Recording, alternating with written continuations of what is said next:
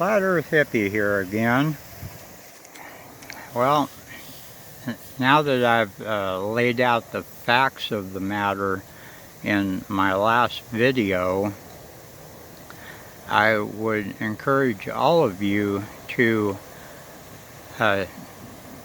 go ahead and make observations of your own that will substantiate what I laid out last video.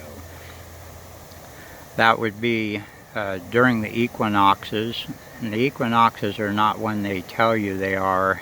Here it's 5 days early, the true equinox. What they're calling the equinox times are actually the sun's ingress into Aries and Libra. The true equinox, you can take those measurements yourself. It's when the day and night are of equal length, and like I say, here in Corning, California, it's 5 days earlier than what they proclaim. And you just go out and make the observations to time sunrise, time sunset. When you have a 12-hour day, that's your equinox. Of course, all days are 12 hours long. It's just that the length of the hour changes, not the amount of hours in a day, but that's a whole nother video. Same as the day begins at sunrise, not in the middle of the night. And that's about as preposterous as thinking that the year begins in the middle of winter. Anyway, that's a subject for a whole nother video. Anyway, go out and make these observations, and you also can do it on the solstice. Now, you could do it right now as far as that goes, but if you wait until the solstice, what you'll find is the sun will rise at, if you put your compass orientation as to north being 0, east being 90 degrees, and west being 270, what you'll find this solstice, this summer solstice for us up here on the pole side of the equator, you will find that the sun will rise at 66 degrees on the solstice, and it will set at 294 at sunset in the west. Those are simple measurements everybody can take, and I would encourage you all to do it so that we can get on with this sky phenomena that we find ourselves in.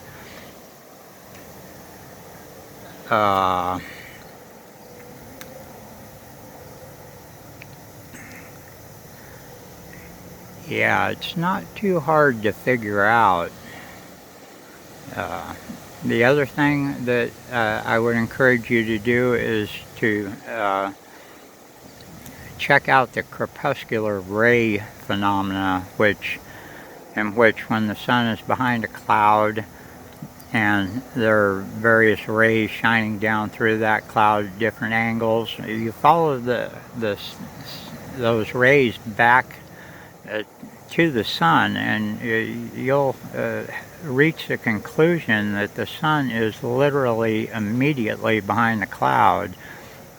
You can do that in the middle of the day too, but the sunrise and sunset is most important, because that shows that the sun you're looking at is not the one that's literally thousands of miles away over some other part of the country. They've got their own sun, and you have your own sun.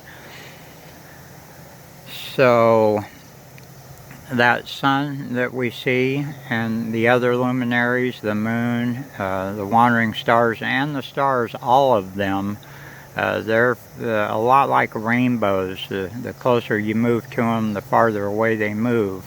The sun literally is just a few thousand feet overhead, easily less than a mile.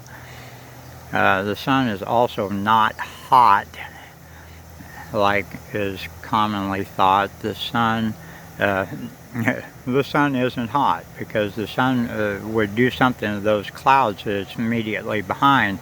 However, the frequency that we feel that the field perturbation that comes from the sun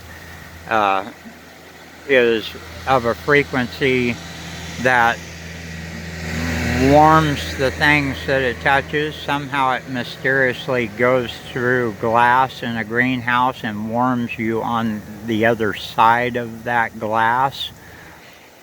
And the sun's frequency changes as it changes signs. That's what causes the seasons. One of the things that causes the seasons. The terrestrial latitudes in part are responsible. As you move from the equator, you'll move through deserts and more temperate areas until you get up to the pole.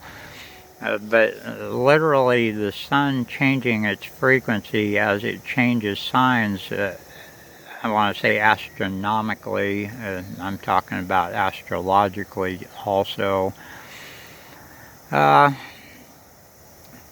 is in part responsible for the seasons. The whole place changes frequency. It's not because the sun is spiraling in and out between Cancer and Capricorn like they would have you to believe on the flat earth model, or even more ridiculous than that they would have you believe on with the spinning ball model where the earth wobbles back and forth. You know, both of those contentions are ridiculous in light of my findings.